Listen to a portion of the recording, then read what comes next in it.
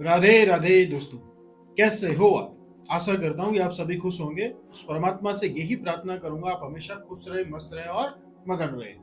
दोस्तों, जैसा कि हम भगवत गीता सीरीज के बारे में चर्चा कर रहे हैं, एक एक श्लोक का भावार्थ भी समझ रहे हैं और उन भावार्थ से हमारे मनुष्य जीवन पर क्या प्रभाव पड़ता है वो भी अपन समझ रहे हैं। पिछले वीडियो में हमने भगवत गीता अध्याय 2 के 17वें और 18वें श्लोक के बारे में चर्चा करी थी। इस 17वें और 18वें श्लोक में भगवान श्री कृष्ण अर्जुन से कहते हैं कि जो इस शरीर के भीतर जो आत्मा है वो अविनाशी है, उसको ना तो आज तक कोई मार पाया है और ना ही आज के बाद कोई मार पाएगा। इस प्रकार से अर्जुन को भगवान श्री कृष्ण यही समझाते हैं कि जिन लोगों को तू सामने देख रहा है उनको सिर्फ तुम शरीर समझो, सगे संबंधियों का रिश्ता रख के तुम उनके शोक में ग्रसित मत हो। इनके शरीर के भीतर जो आत्मा है उस आत्मा को इस शरीर से अलग करके दूसरे शरीर में प्रवेश करने के लिए तुम युद्ध करो। अब आगे भगवान श्री कृष्ण अर्जुन से भगवत गीता अध्याय 2 के 19वें श्लोक में क्या कहते हैं उसके बारे में हम चर्चा करेंगे। तो पहले श्लोक सुनते हैं। भगवत गीता अध्याय 2 श्लोक 19वां। श्री भगवान उवाच य एनं देत्ति हंतारं यश्चैन मन्यते हतम उभौ तौ न विजानीतो नायं हन्ति न हन्यते। जो लोग इस आत्मा को मारने वाला और मरने वाला समझते हैं वो दोनों ही मूर्ख हैं। इस आत्मा को ना तो कोई मार सकता है और ना आत्मा किसी को मार सकती है। ये भगवान श्री कृष्ण अर्जुन से कहते हैं।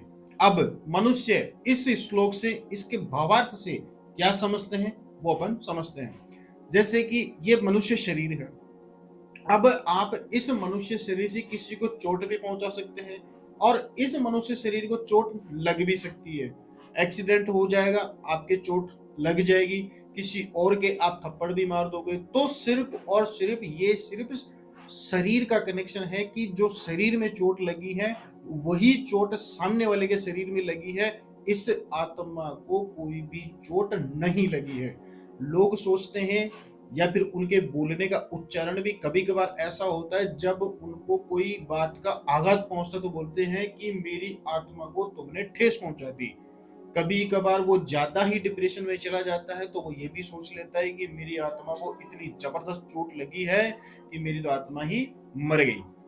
ये उनका सिर्फ और सिर्फ एक वहम होता है। आत्मा ना तो कभी मरती है और ना ही आत्मा किसी को मार सकती है।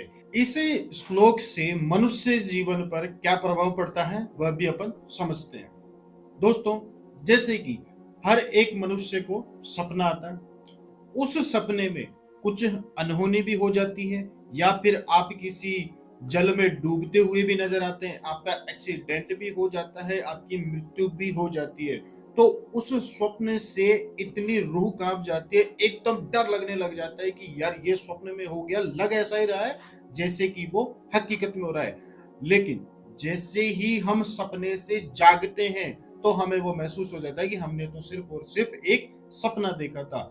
उस ही प्रकार वही जो अंदर आपके शरीर में है आत्मा, और ये जो बाहर शरीर है, और ये जो जीवन हमें मिला है, और ये जो कलयुग का जो माया जाल चारों तरफ आप देख रहे हैं, ये सिर्फ और सिर्फ एक सपने मात्र का है कि जो आपके कर्मों के अनुसार आपको मनुष्य जीवन मिला है, इस मनुष्य जीवन में आप किस प्रकार के कर्म करते हो ये एक स्वप्न मात्र चल रहा है। जब आपकी मृत्यु के पश्चात जो आत्मा आपके शरीर से अलग होगी वो सिर्फ और सिर्फ वही लेके जाएगी जो आपने इस मनुष्य योनि में जो कर्म करे हैं, और वो कर्मों के हिसाब के अनुसार ही आपको इस शरीर से निवृत्त होकर दूसरे शरीर में प्रवेश करना पड़ेगा। अब भगवत गीता अध्याय 2 के 20वें श्लोक में भगवान श्री कृष्ण अर्जुन से क्या कहेंगे वो हम अगले वीडियो में चर्चा करेंगे।